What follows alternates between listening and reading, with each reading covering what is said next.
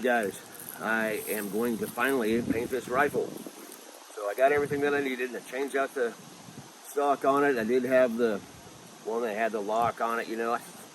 Those are cool and all and everything, but I really like this slimline stock. It's just comfortable, and it's the same one that I have on my other carbine rifle, and I really like it. And I painted these already once, but I'm going to do a little different color scheme, so I just stuck them on here to kind of get them all blended in together. Then I got the BCM quick detach mount here that I gonna put on there. You know, this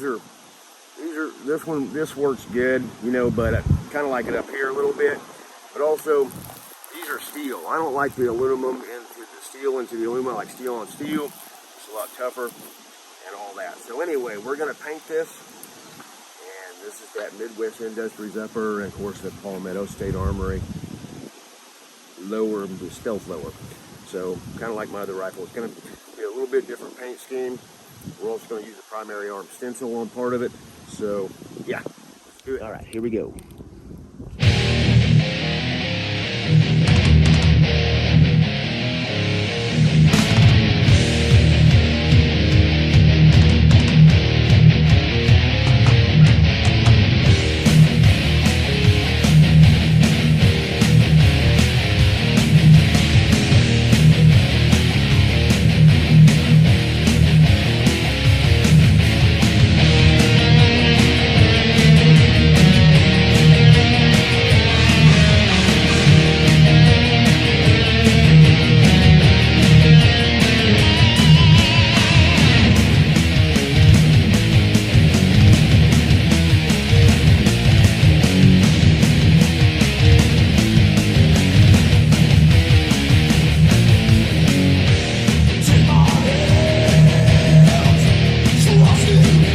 Alright, while I'm here letting this dry, I have this Primary Arms Stencil, and this one is the digital stencil, because I kind of got a paint scheme I'm going to do on it. You know, I pulled a picture offline, and I was like, hey, that looks like a pretty cool pattern, so that's kind of what I'm going to mimic.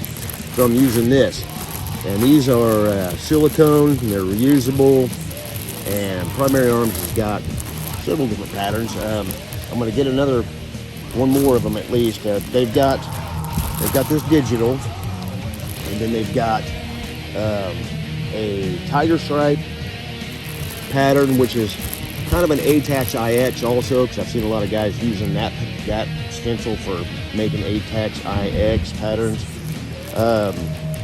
They've got a multicam, which they call it multiple terrain, which is, you know, you can use it. It's a multicam type stencil. And then there's the Flectarn. They have a Flectarn also. So yeah, very cool patterns from Primary Arms. Very cool, and that's kind of what I'm gonna kind of do on that. You'll see me do it. So anyway, also I'm not putting the optic on there and painting the optic yet. I think I'm gonna get some tape, some camouflage tape to put on the optic. The reason why is because I think that I'm trying to determine which one I want to use on here, on this one. And I don't know if it's going to be the T-Power or maybe the MS-10 or the MS-6, something like that. So I don't want to paint that one right now until I figure out which one I'm going to actually just stick on there and leave on there, all that. So that's what I'm going to do with that. So we'll see about that here before long. So we're just doing the rifle right now.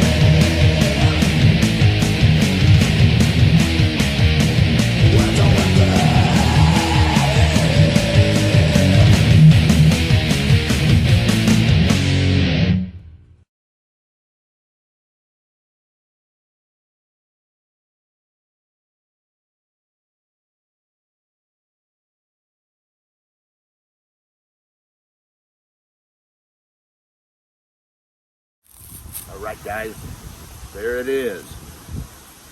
That's kind of how it's gonna paint it. Like this.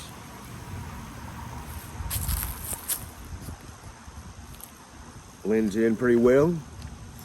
A little different than the other one. And yeah. And the good thing about rattle cannon is that if you don't like it, you can always redo it. I actually happen to like this. I think it looks pretty good. But yep. This one may get a this one in the future, one of the ones that I have may get the multi-cam camo job. That'll be an undertaking right there.